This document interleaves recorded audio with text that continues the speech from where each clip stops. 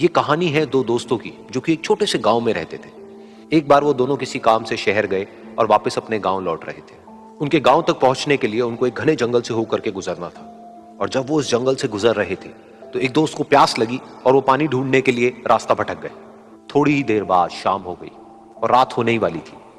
तो उन दोनों की नजर एक गुफा पे पड़ी जो कि पेड़ों से घिरी हुई थी चारों तरफ से। तो उन्होंने सोचा कि यही जगह ठीक है रात बिताने के लिए। तो दोनों ने कुछ लकड़ियां इकट्ठी करी, उस गुफा के अंदर गए और आग जला करके वहां पे बैठ गए।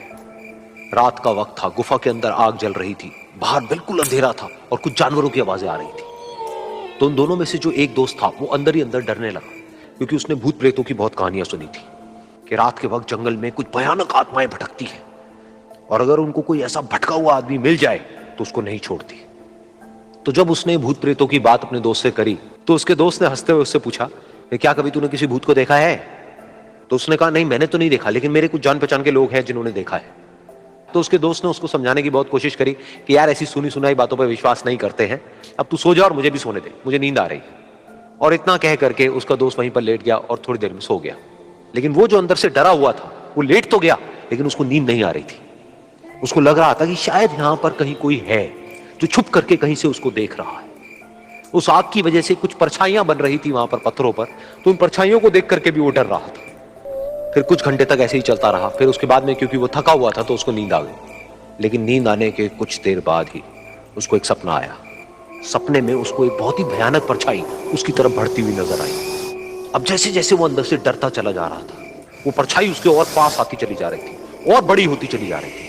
और उस परछाई में एक हाथ उसको नजर आया जिसके बड़े बड़े नाखून थे, और वो हाथ उसकी तरफ बढ़ता चला गया और उसके गले तक पहुंचने ही वाला था कि तभी वो डर करके एकदम से उठा। फिर उसने अपने दोस्त की तरफ देखा जो कि सो रहा था, उसको पकड़ करके जोर से उठाया। फिर उसने अपने दोस्त को बताया कि उसके साथ में क्या हुआ। तो उसका दोस्त फिर हंसने लगा। फिर उसके दोस्त ने उसको कहा, अब अगर दोबारा से तुझे वो परछाई दिखे तो तू वही कहियो जो मैं तुझे कह रहा हूं कहने के लिए, फिर देखते हैं वो परछाई तेरा क्या करती है। तुझे अपने अंदर ही अंदर बोलना है, मैं तुझसे नहीं डरता, सामने आ। तो उसके दोस्त ने वैसा ही किया। थोड़ी देर बाद दोबारा से उसको सपने में वही परछाई नजर आई और वो परछाई धीरे धीरे उसकी तरफ बढ़ने लगी। लेकिन इस बार वो उस परछाई से डरा नहीं, बल्कि अपनी पूरी हिम्मत जुटा करके उसने वही कहा, मैं तुझसे नहीं डरता, सामने आ। मैं तुझसे नहीं डरता, सामने आ। मैं तुझसे नहीं डरता, सामने आ। जैसे जैसे वो ये बोलने लगा वो परछाई छोटी होने लगी और उससे दूर होने लगी। वो बोलता रहा, वो परछाई छोटी होती रही और धीरे धीरे वो परछाई दिखनी बंद हो गई। बिल्कुल ऐसा ही हमारी जिंदगी में भी होता है। हमारे अंदर जितने भी डर हैं, उससे हम जितना डरते हैं हम उतना ही छोटे होते चले जाते हैं और वो डर उतने ही बड़े होते चले जाते हैं। लेकिन अगर हम अपने अंदर के डरों से नहीं डरते हैं और उसका सामना करते हैं तो दुनिया का ऐसा कोई भी डर नहीं है जो कि हमें डरा पाए।